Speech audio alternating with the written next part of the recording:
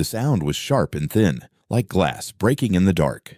Ed awoke before she knew why, heart racing, ears straining. The cry came again, high and trembling, from the barn outside the house. She swung her legs from the bed, toes hitting cold boards. She did not light a lamp. She reached for the knife she kept under the pillow and wrapped her hand around the wooden handle. Another cry cut through the night. Not a cat, not a fox, a baby. She glanced at her grandmother's closed door. The old woman's snores broken and shallow. Her father's bed had been empty for weeks. No one else lived here. Etta slipped out, nightgown loose, hair falling into her eyes. She moved fast across the porch and into the yard, her bare feet catching on weeds and dirt. The barn stood in shadow, the doors half open like a mouth left ajar. The crying grew louder. She pushed inside. The knife lifted. The air smelled of hay and dust, of horses long gone. Moonlight poured through the slats. In the far stall, something shifted. She stepped closer, blade raised, breath held. The bundle lay in the straw, small and shaking, rags wrapped around a body too tiny to be anything else. Etta froze, knife trembling. The baby wailed, red face breaking through the folds. Her grip loosened. The knife hung at her side. She crouched, staring. "Lord help me," she whispered. The baby's fists flailed weakly. Its mouth opened wide, crying louder, louder, echoing off the wood. Behind her, floorboards creaked. She spun, knife up again. Her grandmother stood in the doorway, gray hair loose, shawl around her shoulders. Her eyes caught the moonlight like two stones. "What have you found?" the old woman rasped. Etta's voice shook. "It's a child. I hear it. Don't touch it." The baby's cry sharpened. Etta looked down again. "It's freezing." "It ain't ours. It's still a baby." The grandmother stepped closer, face hard. "You don't know where it came from. Don't put your hands on it. Things show up at night for reasons you don't want." Etta knelt lower. "It'll die out here." "Then it dies. Not your burden. Not mine." Etta reached. The old woman's voice cut quickly. "Etta, don't." But she slipped her arms under the rags anyway. The baby was lighter than she expected, all bones and heat, trembling against her chest. She held it close. The crying slowed to small gasps. Her grandmother's face tightened. "Fool girl, I'm hungry. Hungry's the least of it. You think things come crawling into barns for milk and rocking? That's no orphan. That's trouble dropped on your doorstep." Etta looked down at the baby, its tiny mouth pressed against her shoulder, breath damp through the cloth. "It's just a baby." The grandmother shook her head. "No such thing as just a baby. Every one of them carries something." Etta shifted her grip, rocking without meaning to. "We can't leave it here." "We can. And we should. Best you walk it back to the road and set it down before the rooster crows." "I won't. You don't get a say." "I'm holding it. That's what I said." The baby let out a soft sigh, almost asleep now. The barn felt colder. Etta could hear the old woman's breath wheezing like the rafters. "You'll bring ruin, child." Etta's eyes lifted, sharp. "And if someone left me in a stall." "What then?" "You weren't left. You were born right. In a bed, in pain and blood like folks ought to be. That thing was dropped like a curse. It's still alive." "Alive doesn't mean blessed." Etta rocked the baby tighter, knife still clutched in her free hand. She could feel the weight of both steel and skin. The grandmother pointed her thin finger at the bundle. "You don't know whose that is. Could be thief's blood. Could be killers. Could be sickness wrapped in cloth. It's crying. That's all I need to know." Her grandmother's face softened for a breath, then hardened again. "You've got your mother's stubborn mouth." Etta didn't look up. Maybe that's good. Your mother's mouth put her in the ground. The words hung heavy. Etta's jaw clenched. The baby stirred. The old woman sighed, leaning on the doorframe. "You think holding it makes it yours? You think feeding it makes it safe? You don't see how fast the world turns on girls like you. Then let it turn. I won't drop it in the dirt." The grandmother muttered low, almost to herself. "Balance is broken now." Etta shifted the baby, its breath brushing her skin. The barn seemed to still, every sound swallowed, except the faint whimpering. She felt her mother's absence more sharply than ever, as if her ghost stood in the corner, watching. The old woman finally turned back toward the door. "Suit yourself, but you'll regret it come dawn." The baby quieted in Etta's arms, eyelids fluttering, mouth closing into silence. Etta stood there in the barn, knife in one hand, life in the other, staring into the dark where the old woman had gone. The night felt heavier than before. Etta stood in the barn with the baby quiet against her chest and the warning in the rafters. She slid the knife into her apron, pressed her cheek to warm hair, and walked in. The hinge cried. Lamplight breathed. The baby rooted and fussed. Grandmother sat at the table with her shawl tight and her eyes hard. "Lay it down," she said. "I won't," Etta said. "You will. I'm hungry. It ain't our chore." "It is now." The cry sharpened. Etta moved to the stove. "We need milk." "Use the spoon," Grandmother said. "Use your own spoon." "No." "No?" "I'm getting Mama's fork." Grandmother's face pulled close. "Leave that alone. It's the only way she'd want it fed. Your mother is gone." "She isn't gone from me. That fork is for the dead." "It's silver," Etta said. "It's clean. It's wrapped for a reason." "I know the reason," Etta said. "And I'm breaking it." The baby cried. The old woman flinched. "Hush that thing. Use your spoon." "No." Etta shifted the baby to one arm and dragged open the drawer with her hip. Cedar and starch rose from the folded linen. She had not touched the bundle since the funeral. Her hand shook. She saw her mother's fingers smoothing the cloth. Grandmother hissed, "Don't you dare." "I'm done asking." "You'll bring weight on us." "There is already weight," Etta said. "I am carrying it." She unwrapped the linen. The fork lay dull and clouded, pattern thinned on the handle. Etta lifted it and turned it in the light. The light stretched wrong across the floor, long and thin, as if the walls had stepped back. The air tilted. The lamp popped. Grandmother crossed herself. "The balance is broken." Etta swallowed. It broke when she passed. "Maybe this steadies it." She set a small pot on the stove, pumped a little water, and loosened the milk she had saved. "You've lost your senses," Grandmother said. "You break what keeps us safe." "I felt broken when you said leave the child," Etta said. "Do not preach safely. Your mother's ways cut both ways." "I know," Etta said. "I am not afraid to bleed." The milk warmed. Etta pinched soft bread, crushed it in a bowl, added milk, and worked a thin paste with the back of the fork. She held the fork like a pen, the way her mother had held it when money was thin and pride was not. "Don't put that death thing to a living mouth," Grandmother said. "It was hers while she breathed," Etta said. "Now it is mine. You do not own the dead. I own my care," Etta said. "Watch." She sat with the baby in her lap and the bowl on the table. She dipped the fork, turned it flat, and let a bead slide to the lips. The metal touched the mouth. The baby tasted, paused, then latched with a small, hungry sound. Etta fed it drop by drop. "Lord help us," Grandmother said. "See," Etta whispered. "She can eat." "She." "Yes." "You do not know." "I know enough." The lamp flared and steadied. Shadows stacked along the walls. Etta counted breaths and avoided the corners where dark piled high. "It takes from you," Grandmother said. "Let it," Etta said. "It takes more than it gives. Then I will give more than I have." That is how girls end up dead. That is how girls end up human. "You talk like your mother." "Then maybe she hears me." Grandmother stared at the door. "Law will hear of this. A child dropped at midnight does not come alone." "Then the law can knock," Etta said. "We will see who opens." "Not me." "I told you not to touch it." "You told me to bury what is left of her," Etta said. "I will not." "I never said that." "You said put the fork away." "Some things stay buried." "Not tonight." The baby was fed, greedy and quiet. Etta wiped the mouth with linen and dipped again. A pull tightened in her chest like a string from the child to her ribs. "You will tie yourself to its fate," Grandmother said. "I already am." "You do not know its blood." "Blood is blood," Etta said.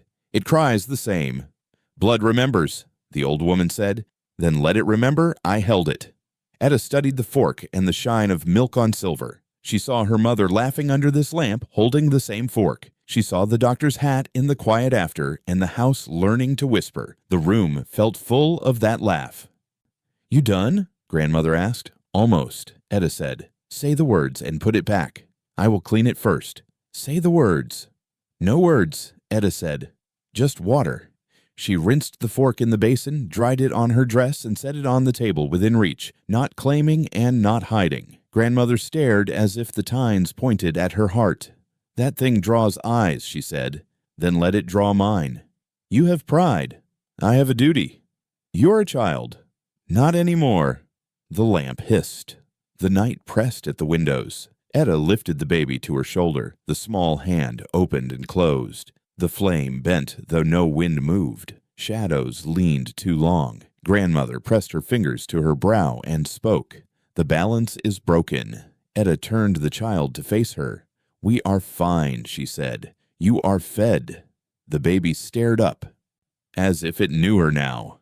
The knock came hard. Not a knock, a pounding. Wood rattled in the frame. Etta jumped, nearly dropping the baby. The fire had burned low. Ash glowed on the stove. The sky outside is still black. The house smelled of milk and sweat and cold iron. "Who is it?" Grandmother called, voice rough. "Sheriff," came the answer. "Open the door." Etta looked at the baby, asleep now, bundled tight beneath her mother's old quilt. Grandmother reached for her cane but stayed seated. "Don't say a word," Etta whispered. "Child, I'll talk." She crossed the room and cracked the door. Cold air poured in. The sheriff stood with his hat low, shoulders wide, coat heavy. His breath fogged in the dark. His eyes were sharp and quiet. "Something wrong?" Etta asked. "Did you see anything strange tonight?" "Strange how?" "Woman running. Carrying a baby. Covered in blood, maybe." Etta didn't blink. "No." "You sure?" "Would have noticed that." His boots shifted on the porch. Wood creaked. "Your name's Etta, right?" "Been Etta since birth." "I know your daddy." "Most folks do." "He's still out on haul." "Should be." "Should be, or is." "He comes and goes." He looked past her into the dark room. "Mind if I step in?" "I do." He raised an eyebrow. "Is that so?" "My grandmother's sick." "You always answer the door at this hour?" "You always knock at it?" Behind her, grandmother's voice snapped. "Let the man speak, girl." The sheriff leaned in a little. "You hear anything?" "Dogs barking. Someone running. Maybe a baby crying?" Etta's hand gripped the edge of the door. "Just whined." "You sure?" "I said." The sheriff looked past her again. His eyes caught the firelight. The badge on his chest gleamed like a hot coin. "You cook something?" he asked. "Warm milk," Etta said. "Helps her sleep." He sniffed. "Smells like bread. Must be the old cloth." "Are you baking in cloth now?" She didn't answer. He stepped back one pace. "You know a woman named Iva Griggs?" "No." "Tall, thin, dark hair, scar on her collarbone. Had a baby out of town, no name on the birth. Been running since last week. Some say she's gone soft. Some say she's gone mean." Etta shrugged. "Don't know her." "She shot a man." "Is that so?" "Shot him dead." "Why? Does it matter?" "It does to me." The sheriff's jaw twitched. "Folks want her hung. The judge agrees." Etta folded her arms. "A lot of folks want a lot of things." He stared at her. Long.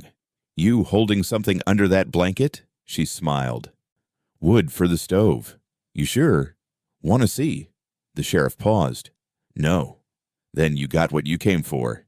He shifted his weight again, glanced toward the barn. "You keep animals?" "Not since the drought." "The place looks tended." "Because I tend to." "Not many girls your age know how." "Not many girls your age ask stupid questions." He smirked. "Are you always this sharp?" "Only when I smell something sour." Behind her, grandmother coughed. "Let the man go, Etta." The sheriff turned toward the road. "You see anything? You call." "We don't have a phone." "Then ride into town." "We don't have a horse." He looked back at her. "You got lies, though." "I got ears. That's enough." The sheriff lingered another beat, then touched the brim of his hat, turned, and walked off the porch. His boots echoed down the steps and into the dirt. Etta shut the door, locked it, and slid the bar. The baby stirred under the quilt. She crossed the room and lifted it, held it tight to her chest. Grandmother's eyes followed her. "You've just tied yourself to a dead woman." Etta sat in the rocker, staring into the fire. "She's breathing fine to me," she said. But the house didn't feel warm anymore. The sheriff's boots had left dust in the cracks. The badge light still shimmered on the wall like something waiting to return. The wagon wheels creaked slowly through the mud. Etta kept the reins loose in her hands, one eye on the trees, the other on the baby wrapped tight beside her. The sun hadn't warmed much yet. Fog clung to the low grass like it didn't want to leave. She hadn't asked permission to take the cart. Grandmother hadn't stopped her either. Blood marked the road in long streaks, dried brown now. Someone had scrubbed part of it with water. Someone else had dragged a boot through the rest. The town rose quiet behind thin fences. Same leaning buildings, same broken bell above the old schoolhouse. No one waved, no one smiled. The women were at the well, skirts tucked, hands red with soap. One of them nodded toward Etta without lifting her chin. "That balancer girl," one muttered. "She still lives out there? Grandmother is too stubborn to die. She should be careful." Etta tied the reins and stepped down with the basket. Her boots touched grit. A man stared from a porch, pipe cold in his mouth. "She slit his throat to belly," the first woman whispered. "No," said the second. "He laid hands on her first." "Still." "She didn't stop at one cut." "They say the baby watched." "Is that true?" "They all say something." Etta moved slowly through the market row. Her eyes didn't meet theirs, but her ears stayed open. She handed off 6 eggs to a vendor and took a loaf in trade. "Cold morning," he said. "Seen colder. Are you looking for anything?" "Flour, salt." He reached behind the counter. "Folk are nervous." "Folk always are." "Sheriff come by?" "Did." "Said the mother passed through." "Didn't say that to us." "He said she left blood in the barn behind Gideon's." Etta shifted her weight. "Barns see blood all the time." "Not baby blood." She looked at him. "Are you repeating that just to hear it again?" He passed her the sack. "Sorry." The board post near the bank had a nail rusted deep into the wood. A corner of paper fluttered. Etta stepped closer.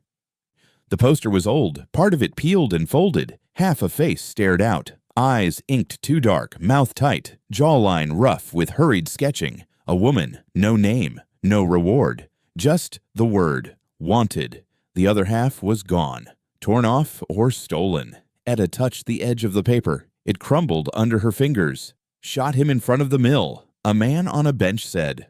"No," said another. "He chased her from the ridge. She warned him." "She had a knife?" "Gun." "What about the baby?" "She carried it the whole time. Didn't even cry." "Don't know. Some said it smiled." Etta turned away from the poster, her stomach pulled tight. She stepped back to the wagon, set the basket down slowly. The baby slept still. Its fingers curled against the blanket. She traced its cheek with one knuckle. "You hers?" she whispered. The baby didn't move. A voice came behind her. Male, low, close. "You found her, didn't you?" Etta didn't turn right away. The voice behind her was quiet, but not gentle. Not a question. A knowing. "You found her, didn't you?" She turned. The woman stood between shadows, half lit by morning sun, clothes torn, face streaked with dried blood and dirt, barefoot, thin. She looked like she'd been dragged backward through every mile of the woods. Her hands were clenched, her eyes fixed on the wagon. Etta said nothing. The woman stepped closer. "She's mine." Etta didn't blink. "She's safe." "Safe?" The woman laughed once, sharp and small. "In this place? She's warm, fed. She's not yours." "I didn't say she was." "You didn't have to." Etta placed her hand over the edge of the wagon, fingers brushing the blanket. "I'm not keeping her. I'm protecting her. I protected her. You ran." "I had to." "From what?" "From him." "Who?" "Doesn't matter now." "It does to me." The woman wiped her mouth with a shaking hand. Her knuckles were raw. "You know they're looking. You know what they'll do if they find me." "I know what they'll do if they find her with you." "Then give her to me." "No." The woman's breath caught. "Please." "She's calm now. Sleeping." "I haven't slept in 4 days." "She's not crying." "She doesn't cry. She watches, just like he did." Etta tilted her head. "The man you shot." The woman's face twisted. "He was her father." "You killed him." "He would have killed me." "Then why not go to the sheriff?" "Would he believe me?" "No." "There it is." They stood in silence. Wind moved through the dry grass. Somewhere a dog barked and was quiet again. The woman took a step forward. Please, I need her. Etta didn't move. I gave birth on dirt, the woman said. Alone. I tore my own dress to wrap her. I bled and held and begged the sky to keep her breathing. You left her in a barn. I thought she'd be found. She was. Then you've done your part. She deserves more than that. The woman's hands dropped to her sides. She deserves me. Etta stared at her, past her. Her chest tightened. Behind the woman, at the far edge of the Wells stone ring, stood a shape in white. Her mother, same dress she wore the day she was buried, same quiet eyes, not speaking, just watching. The woman turned, sensing it. I saw nothing. Turned back. What? Nothing. You see her? No. I think about her face every time I shut my eyes. She's not mine to give. She's not yours to keep. She's not a sack of flour. I know what she is. Then why'd you run? She wasn't supposed to happen. Etta's voice dropped. She's still here. The woman came forward again. I've got nothing else, nothing left but her. I believe you. Then please. No. The woman's eyes filled, but no tears fell. You don't understand. I do. You can't. I do, Etta said again.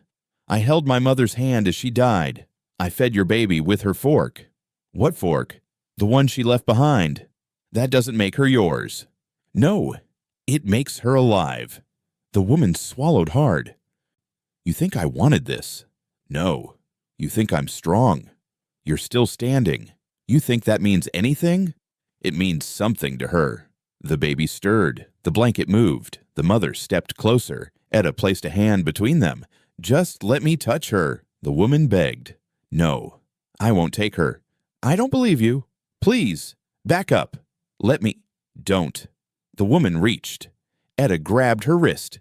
Their eyes locked. Boots crunched on gravel. A man's voice shouted down the road. The woman flinched. Etta didn't let go. The boots came fast. 3 men, wide shoulders, long strides, rope already coiled. Etta backed up, body between them and the woman, one arm cradling the baby, the other raised like it might mean something. Don't move. One man barked. The woman didn't. Etta shouted, Leave her be. She's wanted. She's bleeding. She's breathing. That's enough. The men circled, one holding a rifle, another wrapping rope around his fist. The third had a badge pinned crooked to his chest. Not the sheriff, a deputy. You don't touch her, Etta said. She killed a man. She's got a child, the deputy spit, and that child ain't gonna save her. The woman whispered, Run. Etta didn't move. Take the baby and run. No, you're not her mother. You're not her law. The man with the rope stepped forward. You want her place, girl? Let her go. He grabbed the woman by the arm. She screamed. The baby started crying. Don't, Etta begged. The woman kicked, clawed, tore one hand free, swung it wide, and caught a man's jaw. He stumbled back. Another struck her ribs with a closed fist. She went down hard. Stop! They yanked her back to her feet. Her lip bled. Her eyes swam. She's got a child. Not anymore. She didn't do anything wrong. Tell that to the man she gutted. She was defending herself. You didn't see it. I see this. The sheriff appeared behind them, calm as winter, hands in his coat. She came to the well, the deputy said. Met the balancer girl. Was reaching for the baby. The sheriff nodded once. Take her in. She's not running. Doesn't need to be. Etta stepped forward. You're wrong. The sheriff met her eyes. You lie as easy as you breathe. She came to see her daughter. She came to finish what she started. You don't know that. I know a body when I see it. She's still alive. For now. Don't let them hurt her. It's not my job to keep her safe. It should be. You want justice? He asked. I want mercy. You won't find it here. The woman cried out as the rope cut her wrists. One man pushed her down the road. Another followed with the rifle. Etta turned to the town. Women on porches, heads turned away, faces shut, hands frozen at their sides. You see this? Etta yelled. You see it? No one answered. She's got a child. No one moved. The sheriff tipped his hat. That child's in better hands now. Etta held the baby tighter. The wail rose in her chest. The wagon rolled into view, splintered wood and tired wheels. The deputy opened the back. Get in, he said. The woman turned once, just once. Her eyes met Etta's. No anger, no begging, just quiet. Etta took a step. Stay back, the deputy warned. She needs help. She'll get a rope. You'll hang her? If the judge says so. You already decided. I just do the carrying. The woman climbed into the wagon. Her hands bled onto the floor. The baby screamed louder. Etta rocked her, shushing softly. You're okay. You're okay. The wagon creaked, turned, and rolled down the dirt road. Dust lifted. The baby wailed. The house held its breath. No wind, no creak. Just the slow sound of Etta setting the table. One plate, then another, then a third she didn't explain. The baby slept in a basket lined with wool, fingers twitching like she was dreaming. The fork rested beside Etta's plate, cleaned, wrapped, now unwrapped again. Its silver dull, but it caught the candlelight anyway. Grandmother sat hunched in her chair, arms crossed tight. She hadn't spoken since they got back. Etta laid a slice of bread in front of her, then filled the bowl with stew that tasted like nothing and memory. You fixin' to set a place for her ghost now? Etta didn't answer. Grandmother sniffed. It's one thing to feed a stranger's baby. It's another to invite spirits to dinner. I didn't invite her. You left the door open. She was already here. Grandmother's spoon scraped the bowl. You're not her keeper. Somebody has to be. She ain't yours. She's no one's now. That doesn't make her yours. I didn't ask. Then stop acting like you were chosen. Etta lifted the fork. The baby stirred. Grandmother watched. You really gonna use that? Yes. You keep pushing where you shouldn't. You keep backing away. I've seen what comes of that thing. Etta dipped the fork into mashed beans, soft from the fire. She pressed the back of it gently to the baby's lips. The child opened her mouth like she'd done it before. She only eats with it. Etta said, That ain't good. It's true. Grandmother leaned back. Maybe you're cursed the same as your mother. Or maybe I remember her better than you do. Don't talk to me about remembering. You buried her like she was a mistake. I buried her because I loved her. Then why did you hide her things? Because things hold weight. Then I'll carry it. You think you're strong enough? I already am. The baby made a soft sound, almost a laugh, then settled again. Etta kept feeding her, slow and patient. The candle flickered once, though the air didn't move. Etta looked up. Across from her, in the third chair, her mother sat. No sound, no breath. Just her shape in that dress with the small green buttons, the same ones Etta held in her hand after the burial. Her mother's hands folded on the table, her hair tied back. Her eyes are not warm, not angry, just hollow, watching. Etta blinked once. The ghost didn't vanish. Grandmother looked down, silent now. Etta fed the baby the last bite, then wiped her mouth clean. I know you're there, she said. No one answered. You left too much behind. Still silent. Grandmother muttered, Don't talk to it. Etta whispered, She's mine now. You know that, don't you? The ghost didn't move. She doesn't belong to the sheriff. Not to the church, not to the town. No breath, no sound, just those eyes. I'm not asking for your blessing, Etta said. The fork slipped from her hand, hitting the plate with a sharp sound. The candle guttered. Grandmother flinched. You feel that? Etta nodded. She's listening. You want her to speak? No. Etta said, I want her to help. The ghost didn't answer. Etta stared across the table, voice low. Tell me what to do. The baby wouldn't sleep. Etta wrapped her tight in the sling, covered her head, and stepped barefoot onto the porch. The wind moved like a warning. The air tasted of ash before she saw the glow. She didn't take the wagon, didn't wait for permission. She walked fast, cutting across the empty pasture, boots silent in the wet dirt, breath thin with fear. Smoke rose past the tree line. The bell rang twice, then again, then chaos. By the time she reached the town's edge, men were running. Buckets sloshed. Shouting echoed through the streets. Light flared at the center, orange, angry, wrong. Etta pushed between bodies. No one stopped her. No one noticed. She reached the clearing near the jailhouse just as the flames cracked the roof. She's in there, she screamed. No one turned. She's inside. The sheriff stood still in the middle of the road, hands at his belt, face lit like a funeral pyre. Etta grabbed his coat. You have to get her out. He didn't blink. Ain't your concern. She's alive.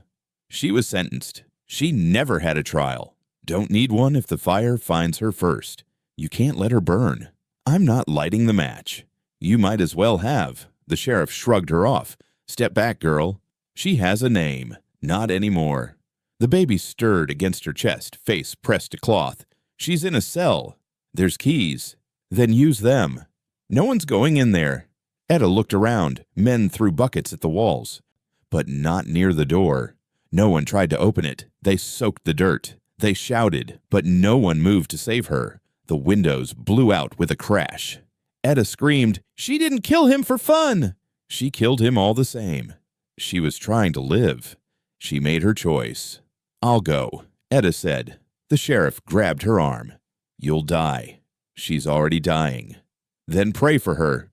Etta yanked free. Smoke curled through her dress. The heat kissed her face. She stepped toward the door. "You take one more step and I'll stop you." "With what?" He didn't answer. Flames poured from the roof. Screams inside. Not men. One voice. The mother's. "Help me!" Etta saw her through the bars. A shape behind the smoke. Hands slamming the metal. "Please!" Etta ran. A man grabbed her sleeve. She kicked free.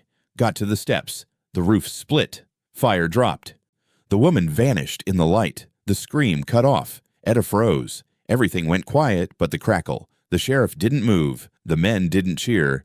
Etta turned away, coughing hard, eyes burning. She stumbled through the crowd, arms over the baby, chest heaving. No one spoke to her. No one looked at her. She kept walking until the fire was behind her. Her hair smelled like death. Her arms shook. The baby didn't cry. The baby wouldn't stop crying. Not with rocking. Not with humming. Not with milk. Nor the tattered quilt wrapped 3 times around her. The sound scraped at the walls, thin and aching. Louder with every hour Etta didn't sleep. Her hands trembled from holding too long, walking too far, not knowing what to do with a grief so big it had no edges. The fire had gone out hours ago. Smoke lingered near the hearth like something that didn't know it was dead. The room held its breath. Only the baby made sound now, breathy, stubborn, full of something older than lungs. Etta paced. Her bare feet whispered across the floorboards, worn and familiar. She kept the baby tight against her chest. "It's all right," she whispered. "It's all right now. You're here. You're safe." But she wasn't sure who she was saying it to. Behind her, the old woman rocked slowly in the shadowed corner. Her eyes were nearly closed, but not quite. She hadn't spoken in hours, not since they'd come home from the jailhouse ruins. Her prayers had gone soft, half-breathed. The fork sat in a bowl on the table, unwashed, untouched. A thin line of dried milk clung to its edge. "Curses passed through the fork," the old woman said at last, like she was naming a law. Her voice was so quiet it might have been the wind through the cracks in the wall. Etta turned. "Then I'll carry it." "You already are." The baby quieted for a moment, just long enough to catch her breath, then started again, this time deeper, almost angry. "She's not cursed." "No," the old woman said, leaning forward, her knees cracking as she stood. "You are." Etta stepped back, her breath catching. "I didn't ask for this." "It doesn't matter. You fed her. You kept her. You lied to a lawman and spat on his boots. That child marked you the moment you lifted her from that hay." The floor creaked as the old woman moved closer, slow and crooked, like a tree that grew sideways toward the sun. "There's rules to balance, girl. There's weight to every choice. That fork was buried with your mother's silence. You dug it up." "I had to." "You always had a choice." Etta's jaw clenched. She turned away, facing the wall, the warped wood, the shelf with the folded cloth and the single rusted bell. If she'd lived, if that woman had lived, they'd have dragged her behind a wagon. They'd have hung her in front of the church. That sheriff would have smiled while he watched. "Then let the ghost carry it," the old woman whispered. "You ain't built for blood." The fire popped suddenly, though no flame burned. A spark flared, brief and bright. Etta didn't flinch. "She's not a ghost," Etta said. "She's still here." The old woman's eyes narrowed. "Ain't talking about the mother." Etta looked down. The baby's eyes glowed faintly in the lamplight. Not bright, not unnatural, just steady. A kind of knowing that made her stomach twist. "She sees something," Etta whispered. "She sees what you don't want to." Behind them, the rocking chair creaked without touch. Etta turned her head slowly, breath tight in her throat. The ghost sat still across the room. Her dress was the same as the day they buried her, Blue cotton, lace collar, her hands were folded in her lap. Eyes dark, jaw firm, back straight. Etta's voice shook. "Mama?" The ghost said nothing. She never had. "She's here every night now," Etta murmured. "Just sit there." "She's waiting," said the old woman. "For what?" The baby started to fuss again. Etta bounced her gently, shushing low. "I don't know." Outside, the wind picked up. It scraped through the trees like claws. Something rattled on the porch. Maybe a loose board. Maybe something else. Etta didn't look. "She follows me," she said. "Out to the well." "To the barn. To the place where I found the baby." The old woman crossed herself. Etta looked up. "What are you scared of?" "I've seen too much. I know what balance costs." "I don't care." "You should." The candle guttered in its glass. For a moment the room dimmed enough to hide the ghost, but Etta didn't stop seeing her. She closed her eyes, breathed deeply, and kissed the baby's hair. "Then I'll carry it," she repeated. The front door shuddered in its frame. A sharp knock. 1, 2, 3. They both froze. A voice outside, low and hard. "Open up." The sheriff. The baby started to wail. Etta turned to the door, stepping between it and the child. Her body blocked the view from the window. Her hands tightened. The old woman whispered, "He ain't come for talk." "I know." "You got a plan?" "No." The sheriff knocked again. "Etta." "I know you're in there." She didn't answer. "You got 10 seconds, he said. "Then I knock it down." Etta kissed the baby's cheek. The child was hot with fear. Her cries were louder now, sharp and high. Etta whispered, "Shh, just stay with me. Stay small. Stay quiet." From the shadows, the ghost mother rose. The baby cried like it knew what was about to knock. Etta stood still in the kitchen, fork in hand, stained from mashed beans she hadn't finished feeding the girl. Her grandmother's chair creaked behind her, slow, tired. Then 3 sharp knocks at the door. "Don't open it," the old woman muttered. "Ain't nothing out there but wolves wearing badges." Etta didn't answer. She already knew the rhythm. Sheriff Bain knocked like he was breaking bones. Another knock. Then his voice.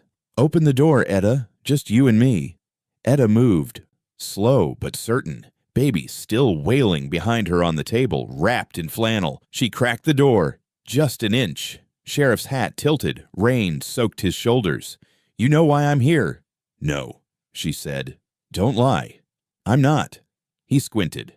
"Have you seen a baby? Girl come through here? Maybe hidin'." Etta didn't blink. "No girl. No baby." His hand rested on the holster. "I can help you, Etta. But I need the truth.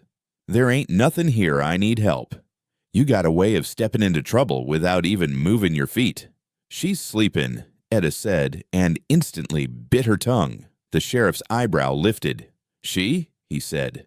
"Cat," she snapped. "Old barn cat just had a litter. I meant the runt." The sheriff pushed on the door. Etta held firm. "Let me in." "No." "You sure?" "I said no." Behind her, the baby shrieked louder. The sheriff heard it. He smiled, dry and cruel.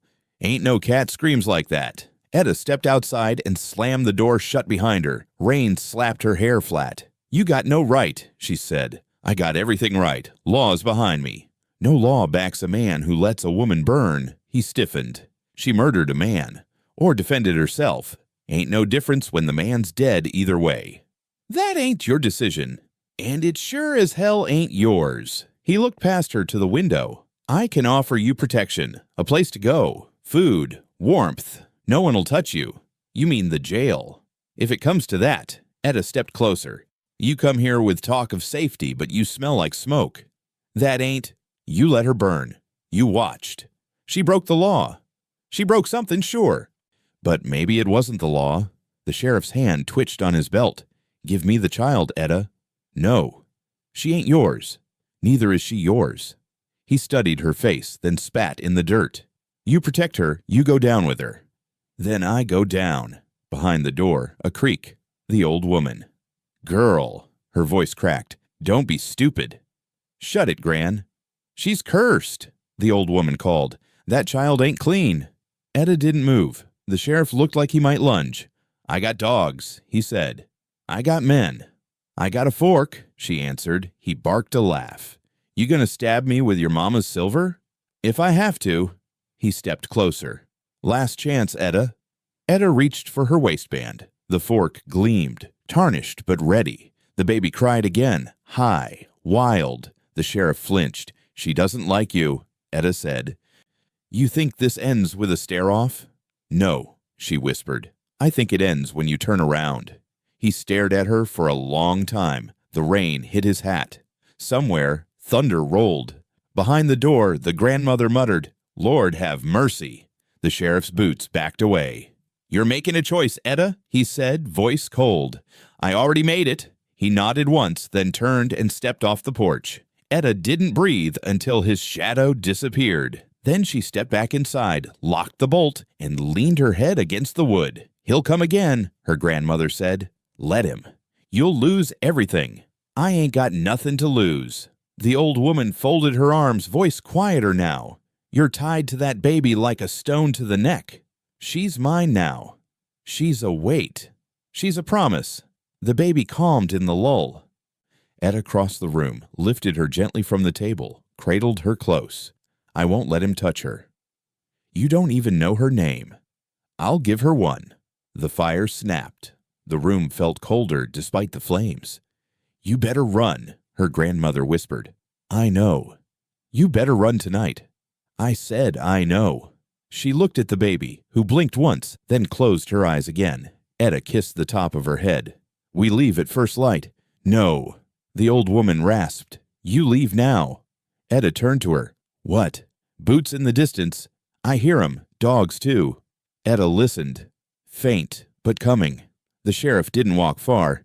She tightened her grip on the baby, went to the old wooden chest by the stove, pulled it open, yanked out a satchel. "Where's the fork?" the old woman asked. Etta held it up, already wrapped in the baby's blanket.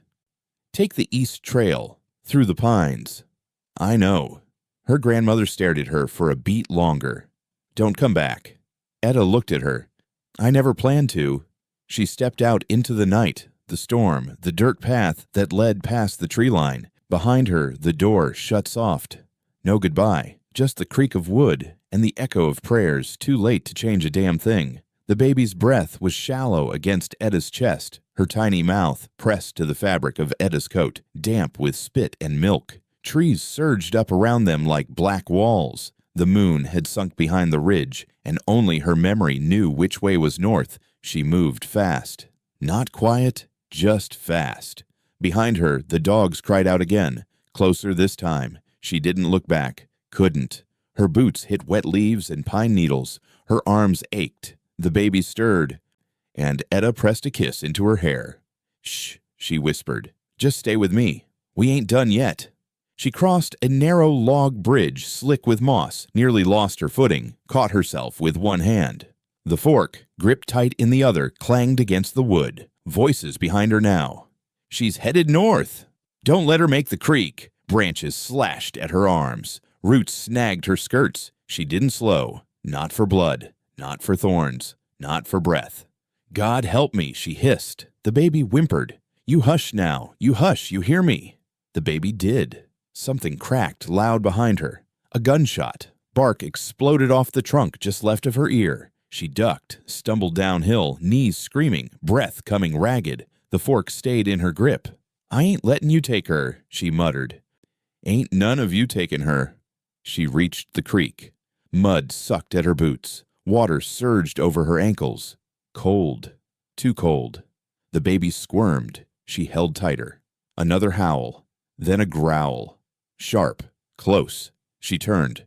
A hound burst from the tree line. Yellow eyes, teeth bared. "No," she said low. It charged. She braced. The baby cried out. The fork flashed once. Silver sank into the fur.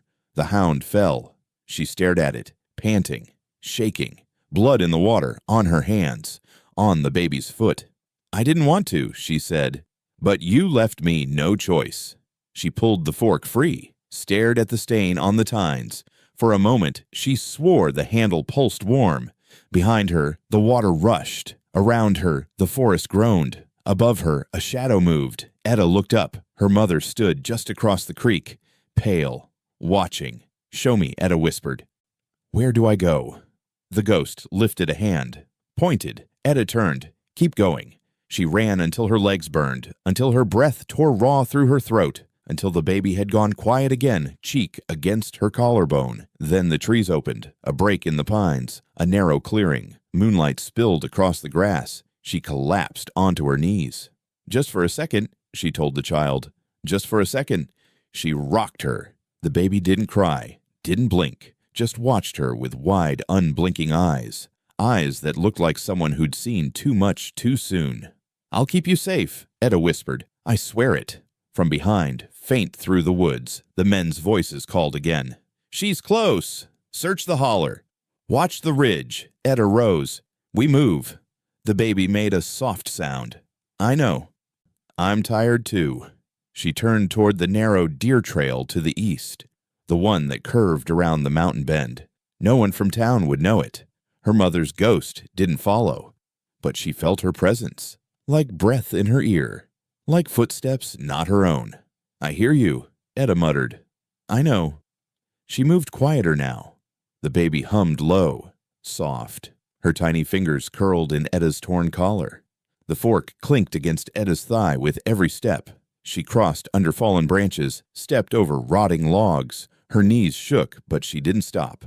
"Just a little more," she said. "Just one more mile."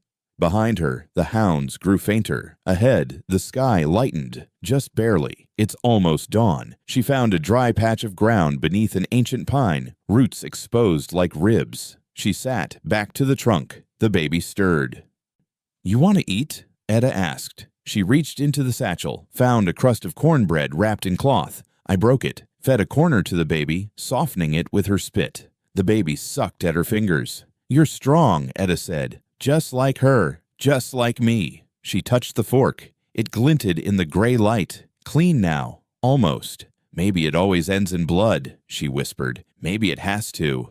The baby blinked up at her. Etta pulled the child close. "I ain't giving you up," she said. "Not for law, not for ghosts, not for men with dogs and guns." She closed her eyes, just for a moment. But I didn't sleep.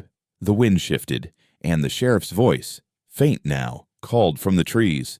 "She's got nowhere left to go." Etta didn't move, didn't speak, just held the baby. Etta didn't return to the house right away. She sat in the dirt beside the grave, baby in her lap, fork buried, air still. Her legs trembled from the long night, from the chase, from the sound of her own heart in the trees. The baby reached up and pulled at her collar, small fingers cold, searching. "Are you hungry?" Etta whispered. The baby didn't answer, but she opened her mouth a little like she understood. Etta rocked back and forth slowly, more motion than comfort. "You're safe now," she said again, this time like she needed to believe it more than the child did. "Ain't nobody left but ghosts." The baby yawned. Etta stood. She passed the well, paused. The same stones, the same place the woman had begged, same place Etta had said no. She could still see her there, face bloodied, eyes hollow, mouth open with nothing left to give. "I should have helped you sooner," she whispered. "But I didn't know how." The wind shifted. A soft creak came from the house. She stepped back inside. Grandmother still sat in the corner, Bible on her lap, eyes closed, not praying, just still. "You sleep?" "No." "Did you eat?" "No." "I'll make tea." Grandmother said nothing. Etta set the baby down in the basket, stirred the stove back to life. The wood crackled low. The kettle hissed slowly. She added dry roots and waited. "I buried it," she said. Grandmother looked up. "The fork," Grandmother nodded. "Should have been buried long ago." "It was hers." "It broke her." "No," Etta said. "They broke her. She just carried it. She carried too much. So do we." The baby made a small sound, not crying. Just there. Etta lifted her up, rested her on her hip. "She's different," Grandmother said. "All babies are." "No." "She sees things." Etta looked into the baby's eyes. They were dark and soft and deep. "She sees what's true. That's dangerous." Etta smiled, tired. "So am I." The tea whistled. She poured a cup, set it on the table, sat. "I think she's got her mother's mouth," Etta said. "And your mother's eyes." "Poor thing," Etta whispered. "She'll grow stronger than both of them. She'll have to." They sat in silence for a while. The sun climbed slowly through the gaps in the planks. Dust floated. "You gonna name her?" Grandmother asked. "I don't think I should. She can't stay nothing forever." "She ain't nothing." "I didn't say that." Etta ran her thumb along the baby's arm. The skin was soft, fragile. "She didn't tell me a name," Etta said.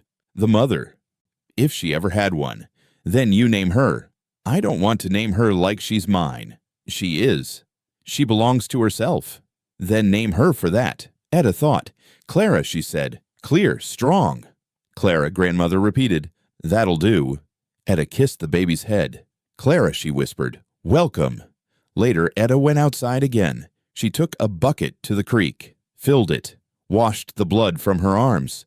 The cut was still red where the dog had lunged. She scrubbed it until it burned, let it bleed, let it close. She dipped the cloth in the water, washed the baby, washed the sling, laid them both in the sun to dry. The road stayed empty. At midday, she walked the fence line. No tracks, no boot prints, no marks of dogs. The sheriff had not come. Maybe he never would. Maybe the town would forget. Maybe it would rot in silence. She walked to the barn, opened the door. Smell of old hay, of damp wood, of the first night. "Do you remember this place?" she asked Clara. The baby blinked, looked up. "This is where you started." She walked to the stall. "Same corner, same dust. This is where I found you." The baby reached for the air. "You were wrapped in nothing but prayer." She sat on the edge of the old trough. "I didn't know what you were. I still don't." The baby laughed, soft. "But I knew you didn't deserve to be left." She took the baby back inside, fed her mashed roots and milk. I watched her eat. I watched her smile. Saw something familiar in the shape of her lips. That night, she lit a candle and sat by the grave. She didn't speak. She just held Clara close and let the quiet settle. The ghost didn't come back. Etta waited. Still no sound, no figure. No dress at the edge of trees. "Guess that's goodbye," she whispered. She didn't cry. She didn't shake. She just sat until the flame burned low and the stars filled the sky. Days passed. She cleaned the house, sealed the cracks, washed every floorboard, scrubbed the porch, tied the shutters tight. She chopped wood, fixed the hinge on the barn door, cleaned the well bucket. She mended the hem of her dress, stitched the baby with a bonnet, and patched the sling. She planted roots near the window, left the back door open one afternoon just in case the wind wanted to come home. Each day, Clara grew stronger, louder, braver. She laughed more. Etta carried her through the woods, down to the creek, up the ridge. She showed her where the owls lived, where the foxes slept, where the hounds had bled. "No one touches you," she whispered into the child's hair. "Not now. Not ever." One morning she stood by the grave and saw something strange, a small pile of stones, not like she'd left. Someone had stacked them differently, carefully, balanced. She turned, but no one was there. She left it untouched. "Thank you," she said. A week later, Grandmother passed. No words, no struggle, just her hand gone cold one night by the window. Etta buried her by the other grave. No sermon, no prayers, just the shovel and the quiet, and Clara held tight to her side. May she rest. She didn't cry. She didn't smile. She just stood until the wind blew past again. In town, no one came looking. No one knocked. No one wrote. The post sat empty. The road grew grass. Etta raised Clara alone. She taught her how to tie a knot, how to boil tea, how to tell time by shadow. She told her stories, some true, some not. She told her about her mother. She was tired, but she loved you. I think that's why she let me find you. She told her about the fire, about the fork, about the grave. And when Clara asked why she buried it, Etta said, "Because not all sharp things are meant to be carried." She told her about the sheriff. "Was he a bad man?" Clara asked. "He was a scared one," Etta said. "Did he ever come back?" "No." "Why?" "Because we didn't let him." They walked the woods together. Clara grew tall, grew quiet like Etta, but her eyes were louder. One night, Clara woke up screaming. Etta rushed in, held her close. "What is it?" "She was here," Clara said. "Who?" "The lady in the white dress." Etta froze. "What did she say?" "She didn't talk. She just looked at me." "Was she angry?" "No. She looked sad, like she missed me." Etta swallowed. "She does." "Is she my real mama?" "She was. And I am now." Clara nodded. She said thank you. Etta held her all night. Later she dreamed of the ghost, but not the old one, a new one, of Clara, grown and gone, walking the woods, barefoot and bright. And Etta knew then that one day Clara would leave, that she'd find someone or something or someplace bigger than this ridge, this house, this silence. But not yet. For now, the world was still. And as dawn broke once more over the trees, as the light returned to the fields and the fog pulled back from the grass, Clara laughed again.